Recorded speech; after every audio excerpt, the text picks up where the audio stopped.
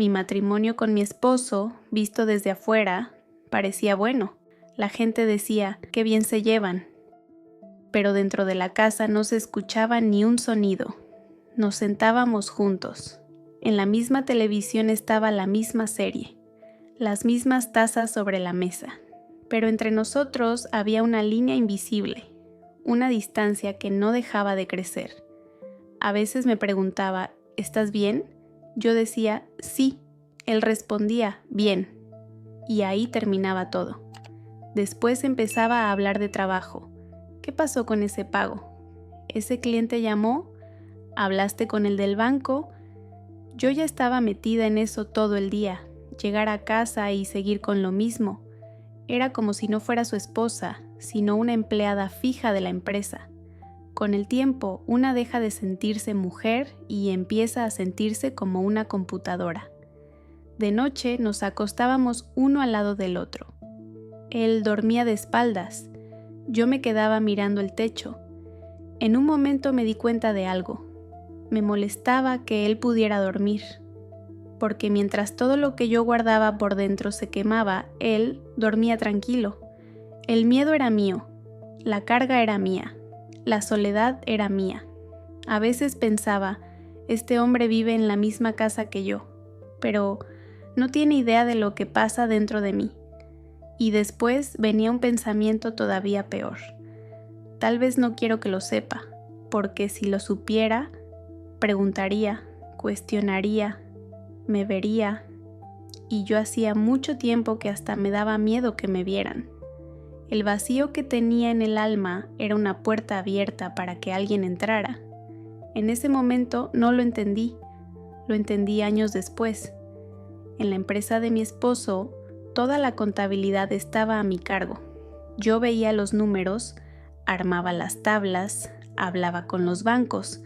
Desde afuera parecía una dificultad pasajera, pero por dentro la situación era clara. La empresa se estaba hundiendo. En pocos meses los pagos se iban a detener. La quiebra era inevitable. Al principio busqué soluciones. Créditos, refinanciaciones, prórrogas.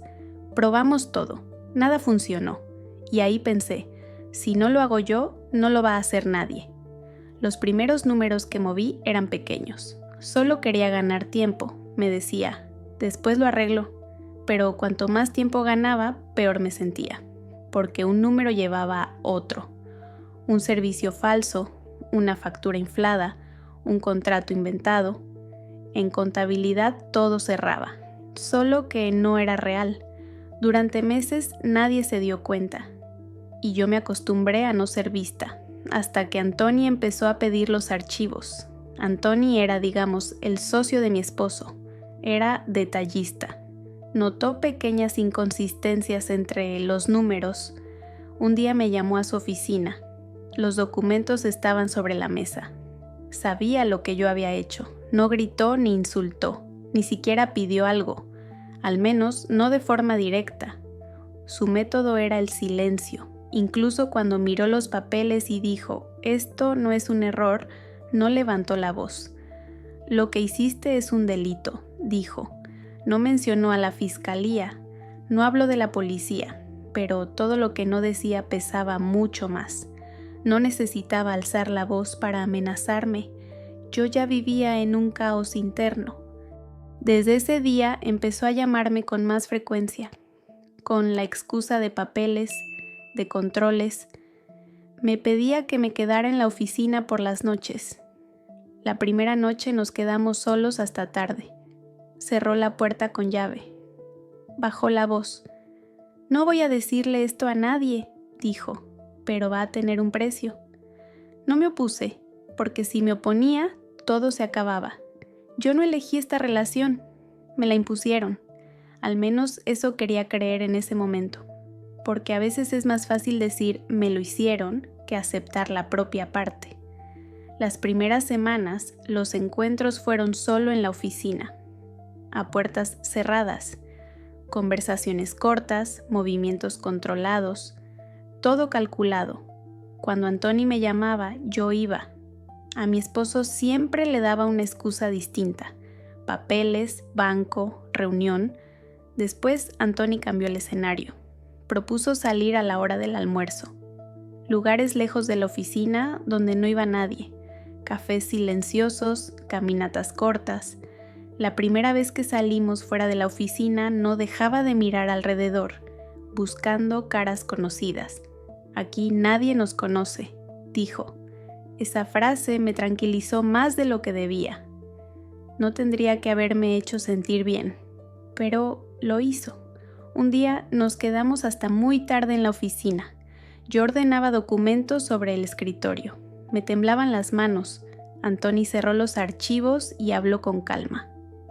No eres una mala persona, dijo. Solo estabas desesperada. El pánico que tenía por dentro creció con su frialdad.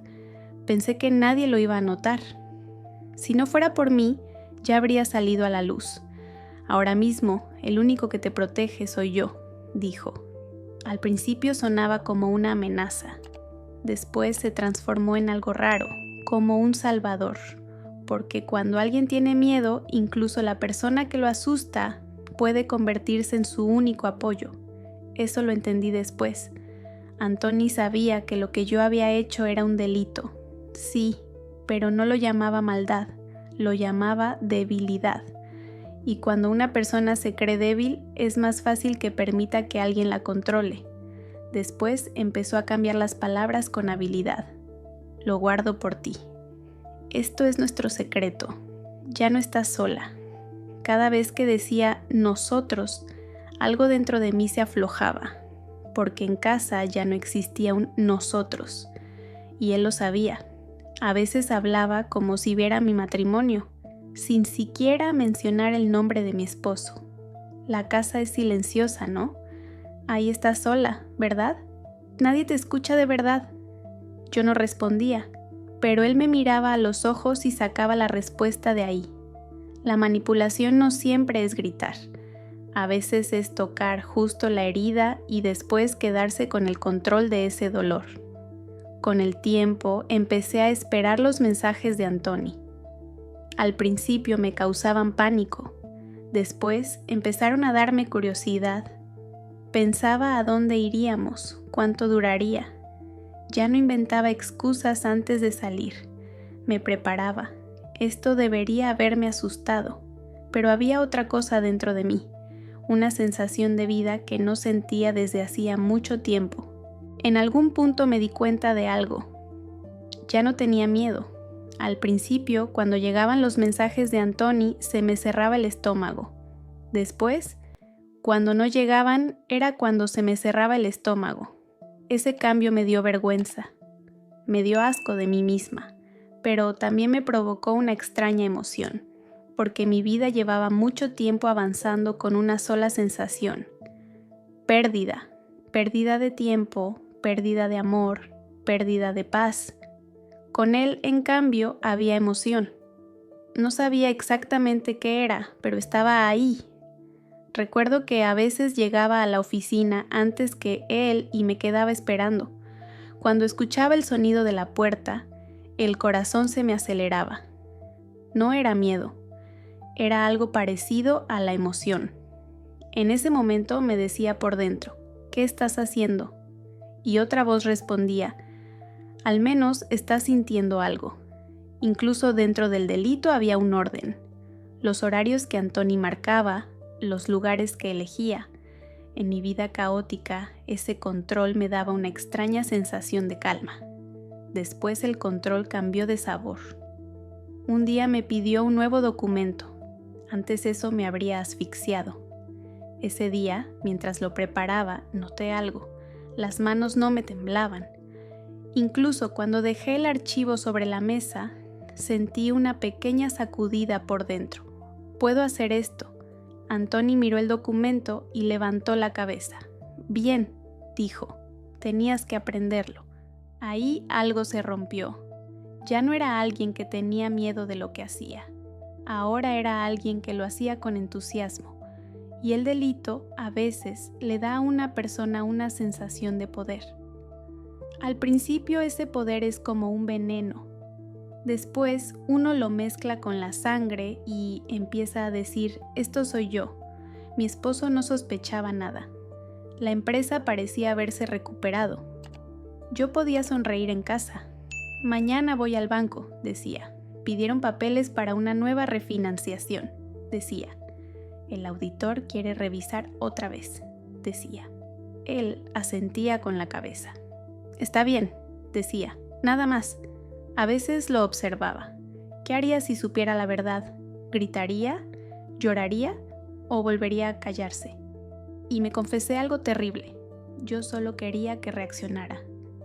Ya no quería de verdad que me viera. Y para seguir siendo invisible empecé a mentir mejor.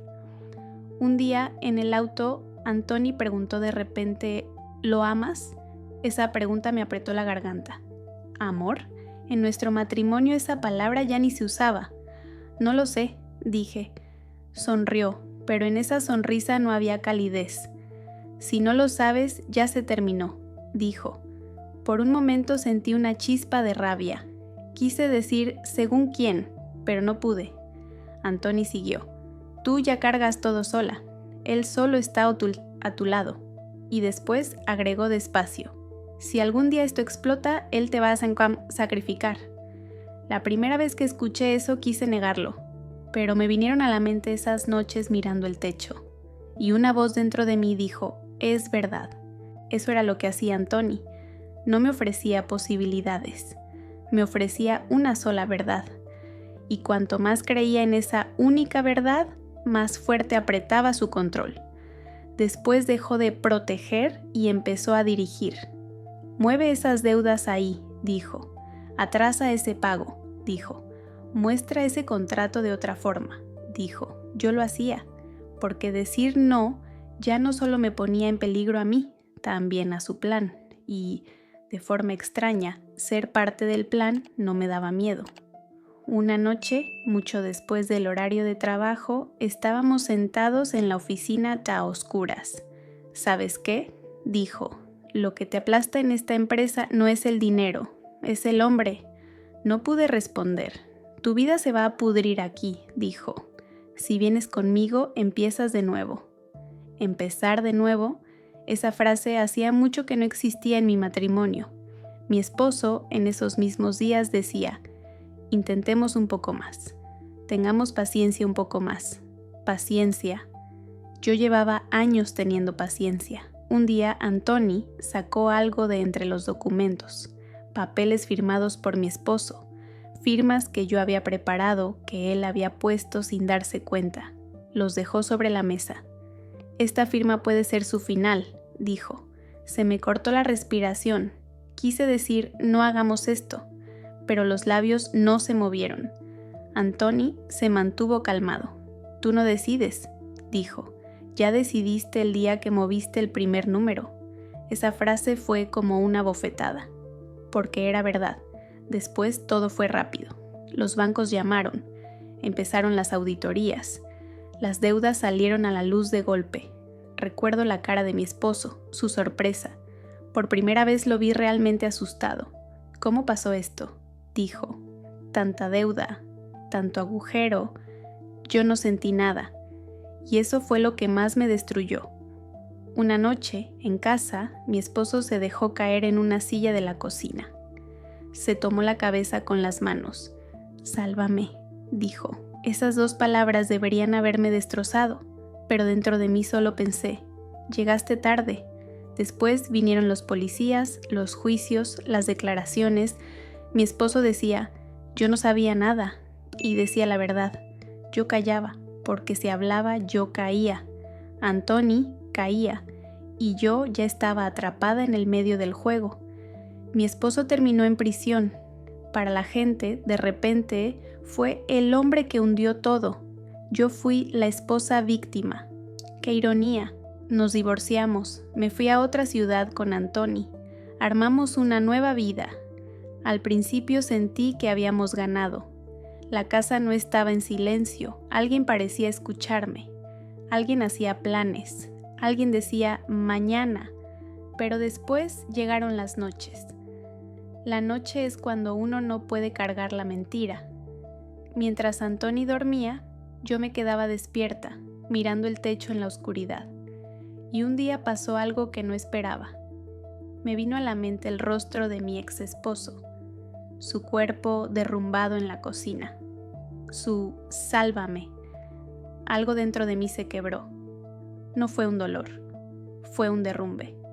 Tal vez había empezado de nuevo con Antoni, pero esa nueva vida estaba construida sobre la destrucción de alguien.